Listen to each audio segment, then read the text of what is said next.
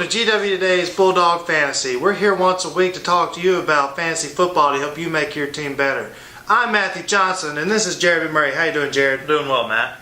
Jared, you have something you wanted to say, and I think it had something to do with Peyton. What was it? First off, I just want to congratulate Peyton Manning on breaking Brett Favre's record for most touchdowns in a career, 509. As growing up in Indiana, I had the privilege of watching Peyton Manning as I was growing up and learning to fall in love with football. And those were the Colts days. Yeah. I've looked up to Peyton Manning my whole life watching football, and I just want to congratulate him on a very great career so far and humbling career at that. If this is news to you, I hope you enjoy it.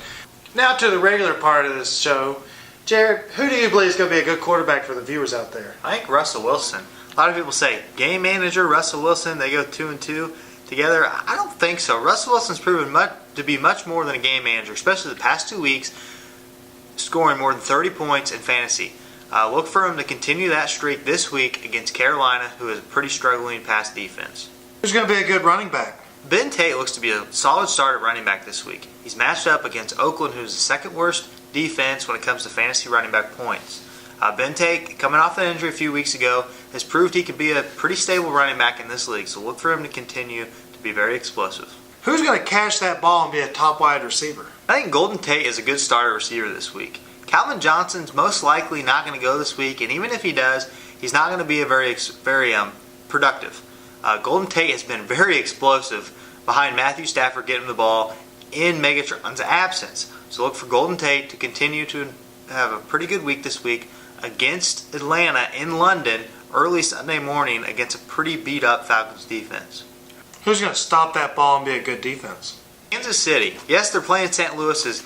Beat Seattle last week, came on. Austin Davis has proved he can be a pretty poised quarterback in the pocket in this league. But remember what Kansas City did against New England a few weeks ago. I look for Kansas City's defense to do that again this week. Since their Week 1 disaster against Tennessee, Kansas City's defense has probably been the most stable defense in the league. Who's going to be a good sleeper for the viewers out there? I like Joakim Bell. Another player that's matched up with Atlanta this week. He's had 2 back-to-back good weeks lately, and I look for Bell to have another solid week this week and could potentially help a team win. Who do you think is going to be a waiver wire pickup for majority of the viewers? If you don't already have Anthony Dixon on your team, you need to pick him up this week, especially if you have running backs on buys or running backs that are injured. Anthony Dixon could be that gold piece to help your team improve. Fred Jackson's going to be out at least a month for the Bills, and C.J. Spiller is going to be out probably the year. So Anthony Dixon's going to be the starting running back in the Buffalo Bills backfield. So look for him to have a pretty good week this week. Who's going to be a stardom? I like Doug Baldwin. With the absence now of Percy Harvin as his departure in the trade to the Jets, Doug Baldwin's already had some pretty solid weeks this year, and look for him to be more of a main threat for the Seattle Seahawks behind Russell Wilson getting him the ball. So I really like Doug Baldwin. Who's going to be a sit-em? Jay Cutler's a must-sit this week. I mean, he's had some pretty bad weeks lately, and as good as the New England Patriots are getting, that's how bad the Chicago Bears are getting. That's going to be a pretty terrible matchup for the Chicago Bears in Foxborough this week against the Patriots. What injuries are going to really affect the viewers on their teams?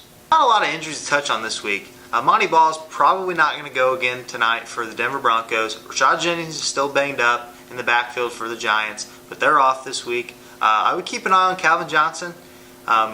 Like I said, he's probably not going to go this week, but even if he does, he's probably not going to be that productive. So keep an eye on him. And also Jimmy Graham. Even though he played last week, he could be banged up. And if you're in a deeper league, I know Reggie Wayne had an MRI this week on his elbow. He says he's fine, but he could be limited if he does play this week. Same with Trent Richardson for the Colts. Most likely he's going to be 100% and go, but just keep an eye on those players. Thanks, Jared, for that insightful information. Thank you for watching, and please leave comments in the comments bar that could help us to grow on this show to make it more enjoyable for you. And please tune in next week as we give you another segment of the Bulldog Fantasy. I'm Matthew Johnson. And I'm Jared McMurray. And thanks for tuning in, and have a happy week.